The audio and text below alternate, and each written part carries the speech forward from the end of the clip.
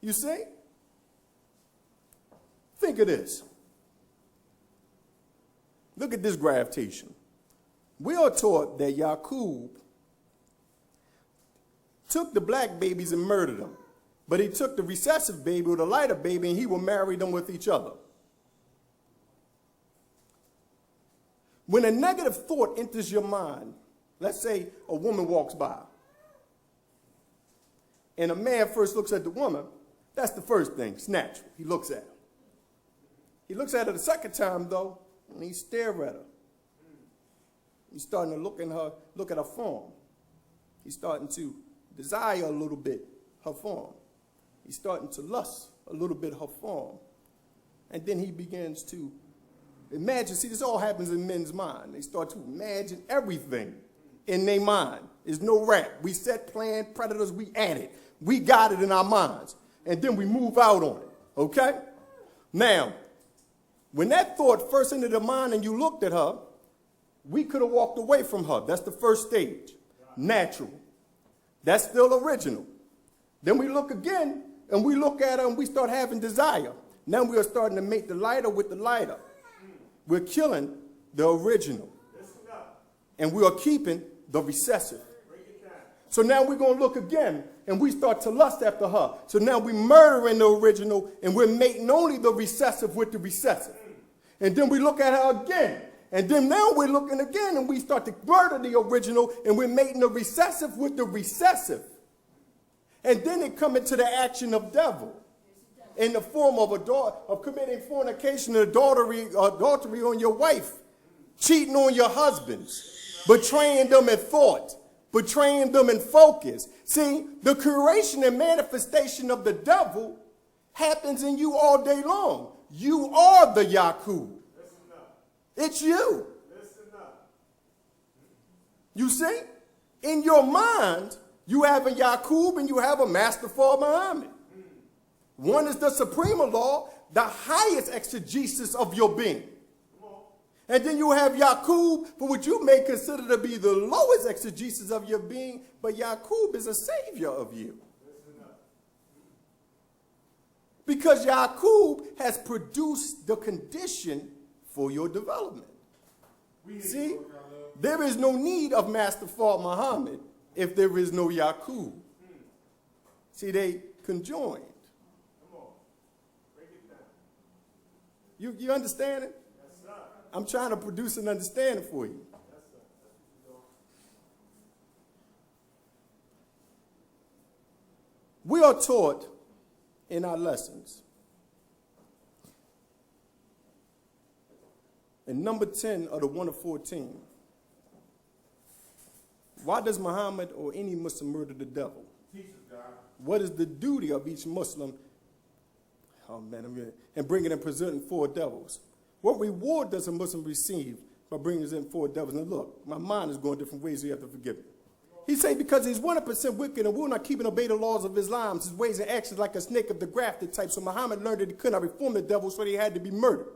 All Muslims murder the devil because they know he's a snake, and also if he'd be allowed to live, he would sting someone else. Each Muslim is required to bring 4 devils, and by bringing and presenting 4 at one time, his reward is a button to wear on the lapel of his coat. Also, a free transportation to overseer Mecca to see Brother Muhammad. Listen. The first question posed, we're going to take the word Muslim, and we're going to remove the definition as given by the predominant Islamic world. The Most Honorable Elijah Muhammad said, all Muslims are Allah's, plural. If you look up the word Muslim, it has 2 roots. The first is mus, for which is one of. Selam, which means peace, one of peace. But the root of the consonants of that word can also mean whole, entirety, or oneness. Now listen, we're going to remove out of this Muhammad being an individual, and we're going to take Muhammad as being the perfect man. Let's say this is your higher self. This is your nature. This is what you are. When he say, because he is 100% wicked and will not keep and obey the laws of Islam, Islam is a word that they use to mean submission. But the word at its root means peace. So whatever is going on with these four devils, he's saying that it's 100% wicked and will not keep and obey the laws of Islam. His ways and actions like a snake of the grafted type. See, the white man is already grafted. He's not the grafted type. So what he is stating is that something is other than themselves. So the grafted type is you. So the lesson is talking about you. So he is saying that he is 100% wicked and that he will not keep and obey the laws of Islam. His ways and actions like a snake of the grafted type. So Muhammad learned that he could not reform the devil, so they had to be murdered. See, when he is talking about the devil, he's talking about your own lower nature. You cannot reform your lower nature. You have to kill it. Or if you're talking in dealing with physics and science, it will be the transformation of energy from one state to another. Okay?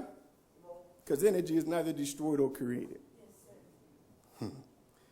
Now, so he said he could not reform the devil, so they had to be murdered. Now, he said the snake of the grafted type. Now look at the snake. Why would they use the word snake? He would sting someone else. A snake don't sting you. It bites you. It holds fangs up in your mouth, in its mouth. When it bites you, it enters, it actually pierces your skin. It releases venom or poison into your bloodstream. The blood symbolizes your life.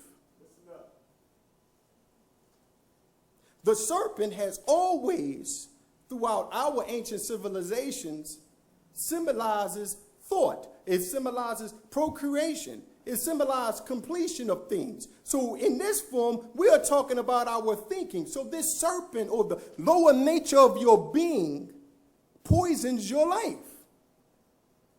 by, again, the quality of your thinking, the quality of what you hear, the quality of what you accept to be relayed in your mind and attach itself and take root in your brain. Because you can reject anything, but we don't. We accept everything. We have become whores when it comes to negativity. We open up our minds to any and everything. And we suffer the consequences for it. So therefore he say, 100% wicked and will not keep and obey the laws of Islam. His ways and acts like a snake of the grafted type. So Muhammad learned that he could not reform the devil, so they had to be murdered. You see? Now that Muslim, which is one of peace, which is your nature, which is one of completeness, one of wholeness, meaning that one whose lesser ego is under the control of their divinity or their higher ego or their higher state of mind. So he said each Muslim is required to bring 4 devils. But the 4 devils, again, is jealousy, lust, envy, and greed.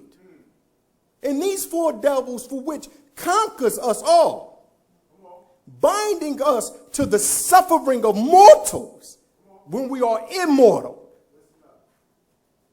See, immortality ain't based because your form disappears.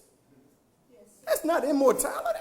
Because you think I'm mortal because my being disappeared. No. Consciousness is forever. You understanding that? Consciousness is forever. The electron holds a memory. Atoms hold a memory. What you do is forever etched upon the reality of consciousness. You will cause an effect even after your physical demise. You understand? I don't want to get off, but look at this. You can say, well, Khalil is forever. Khalil ain't forever. Allah is. Because that's what I am. See? Listen, you can look at me as I was just defining you. If your eyes is only taking in light moving at 186,000 miles per second, and it is electrical relays to your brain that gives me form. That's right. This wall can't be solid. No molecule touches. It's the truth. Look it up. That's right. Then that means that if you are giving form to me, if you're giving equation to me, where is all of this occurring at? Because nothing is happening outside of you.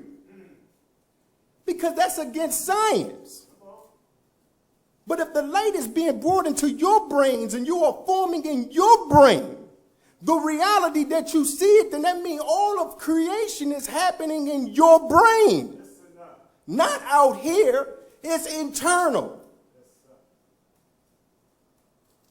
The internal change determines the outward expression of a thing. That is prayer. That's the difference of the 5 and the 85. See, the 85% are uncivilized. See, they uncivilized here. And they move through life being controlled by the waves and the movement of astronomical equations and by the conditions of life. And they're controlled by that. But the 5% are active partakers in their evolutionary development. They are active gods in the equation of their development. They are not controlled by things and conditions. They develop the conditions and things. When it's raining outside, you don't go in the house and cry. You go get an umbrella. That's right. That's right. Now think of this. When bills are messed up for sisters, a lot of sisters break down. They go, they cry, they do everything. Listen to me though. It's just rain. You know you got to get an umbrella. You know you got to pay the bill. There is no need for the traumatic experience to occur within your psyche. Because it is what it is. And you're going to do what you have to do anyway to keep the electric on. So there is no need to cry and doubt the power of your self-sufficiency. That is prayer. That is prayer. You understand it? Yes, sir. Understand me. That is prayer. So when you see within number 10 of that 1 of 14, and he said you murder those 4 devils, you murder them within yourself. He said that your reward is a button to wheel and lapel of your coat. But that lapel or that button is the sun, moon, and star. Freedom, justice, and equality. The most honorable Elijah Muhammad teaches us in the 1 of 14, number 9. He said the universe is everything, sun, moon, and stars. That's right. Now listen. Then that means that those that has mastered these aspects of themselves, the universe is their reward. Because you wear a coat for what? To protect you against the winter. The winter symbolizes death. But that coat also represents the clothes of righteousness. So it is your righteousness, by the murdering of the 4 devils or the constraining of your lower nature, that gives you the availability to control the forces of the universe. And those that have done that, their reward is talking about that trip, that free transportation to the Holy See of Mecca to see Brother Muhammad.